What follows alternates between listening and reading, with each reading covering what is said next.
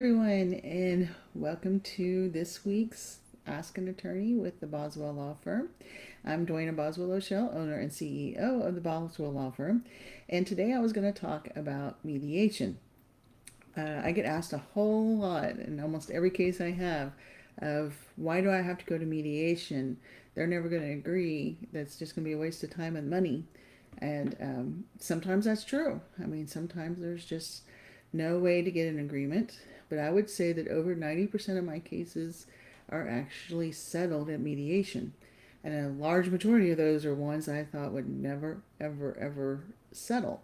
So, mediation is a very, very helpful tool and it puts you in control of your case. So, mediation is a procedure where we go to a third party that doesn't know much about the case. They'll usually have read, some pleadings that are on file and maybe have gotten a quick synopsis of the case. And their primary function is to try to help the parties communicate and come to an agreement on whatever will resolve the case. In family law, it's going to be property division, what happens with the children. And in civil cases, it's what's one party going to pay to the other, or we're going to have some injunctions. So every aspect of the case can actually be resolved in mediation. And what's really cool about mediation and why I love it so much is the parties are in control of what happens in their lawsuit. When you go into a court and you try your case to a judge or a jury, they don't know either one of the parties. Because if they knew either one of the parties well enough, they would not be sitting on that case. Um, but they don't know who's telling the truth. They don't know anything other than what they hear in court on that one day. So they get a very, very short, brief interlude of what's going on in your life, and they have to make a decision of what's going to happen in that case. What is going to be the effect on your life moving forward? And it's always a scary proposition because you don't know that one thing that the judge or the jury hears that's going to change the case and sway it to the other side.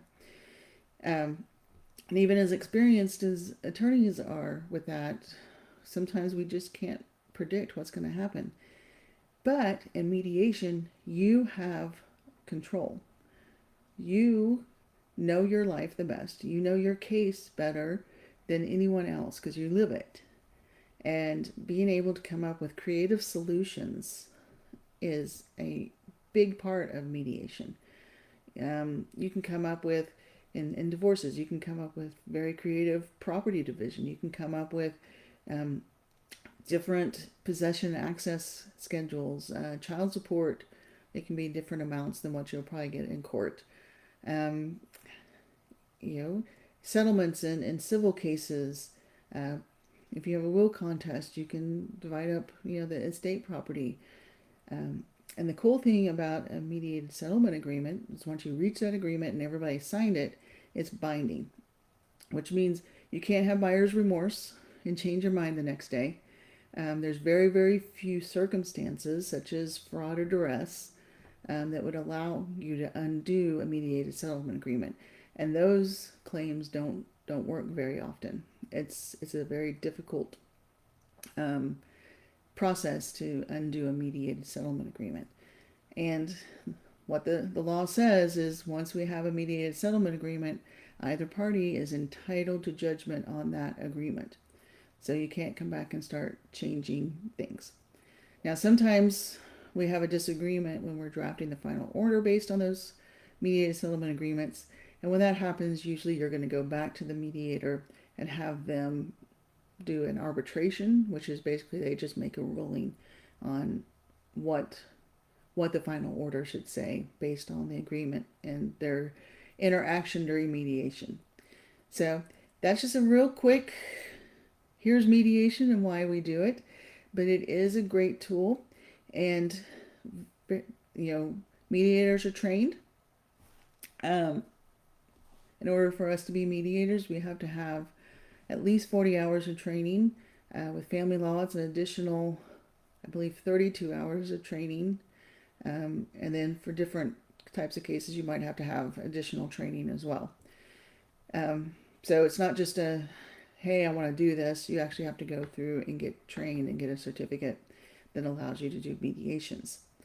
Um, so there, and as part of that training, we're taught to how to help facilitate conversations, how to move people off of their sticking points, and come to a middle ground.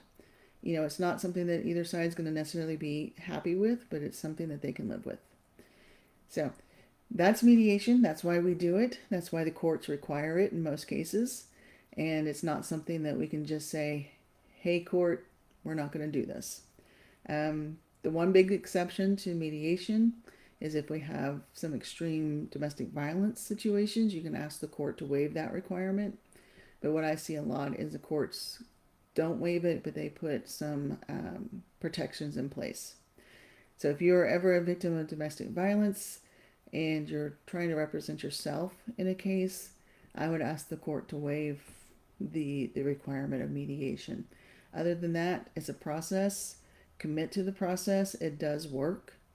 The best way to prepare for a mediation is to come up with what's your best day in court, what's your worst day in court, and you're going to settle somewhere in between. If you have an attorney, you can discuss that with your attorney ahead of time. And just come up with some creative solutions before you go in so that you can have the best use of your time. So any questions, as always, you can reach out to me through Facebook, or you can call us at 832-919-6595, or you can email me at service@boswelltexaslaw.com. As always, have a great weekend, and we have a new federal holiday of Juneteenth, so happy Juneteenth to everybody, and just be safe and keep hydrated because it's going to be a hot one. Talk to you next week. Bye for now.